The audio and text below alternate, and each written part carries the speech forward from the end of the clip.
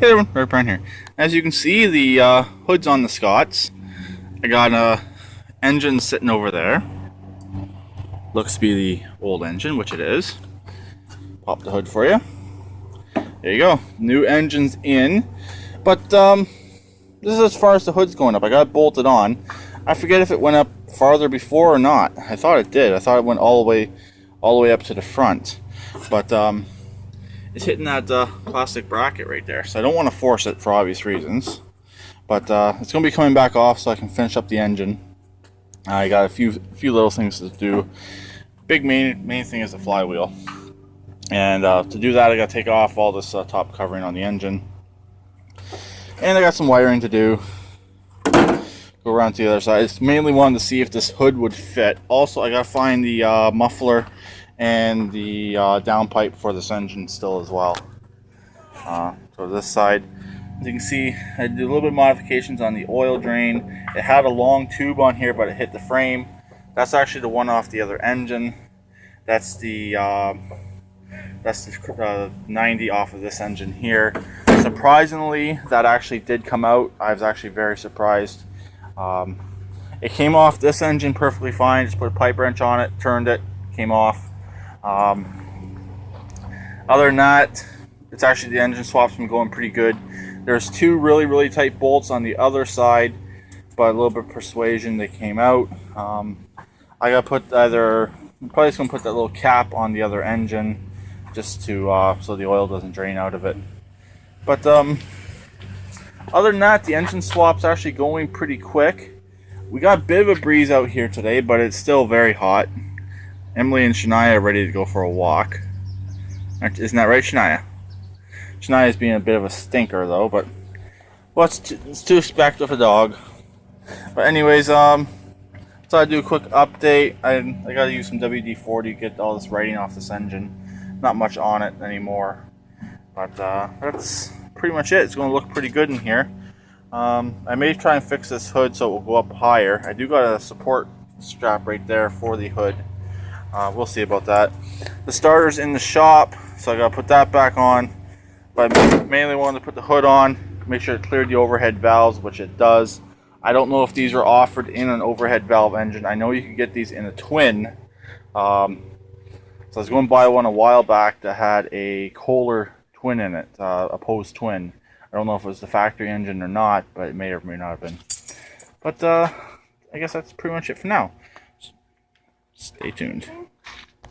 Progress report.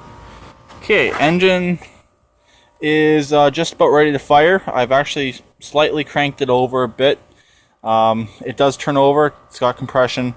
Most likely these valves will need to be adjusted, but the head has to come off anyway, so I can do the head gasket. So I'm not going to get too far ahead on that. I'd like to fire it up though, just on spray, even maybe a little bit of gas in the carb. I don't know yet. I don't know if it's going to run. Most likely the carburetor will have to be cleaned.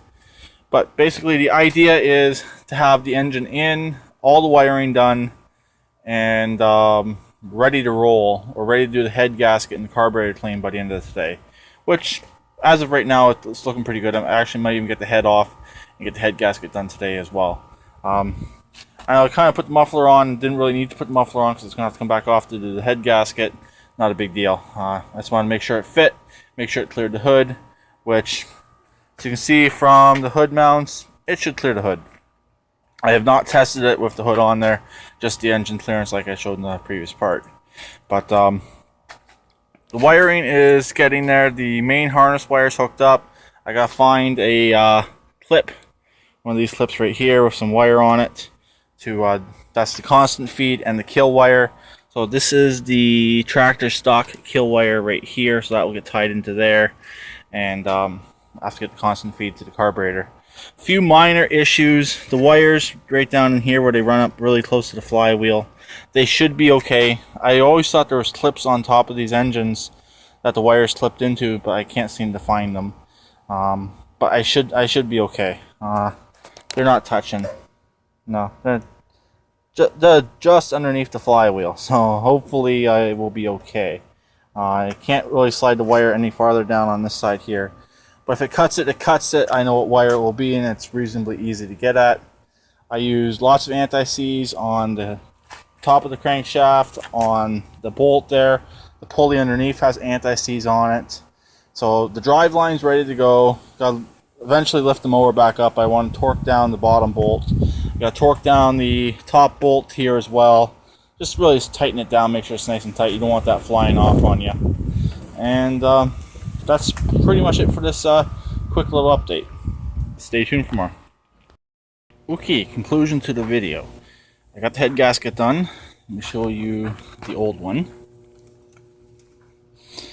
It is blown right there, where they always blow on these engines, right between the cylinder and the pushrod gallery. But I can't get it running just yet. I can't find my feeler gauges, and the valves need to be adjusted. But it's got tons of compression, it's got spark. It's just tight to turn over due to the valves need to be adjusted. But other than that, it is pretty much ready to go. Driveline stuff is all done. Also, I gotta get the fan in there. Hopefully, I can commingle it in through the top without having to take the fan cover off.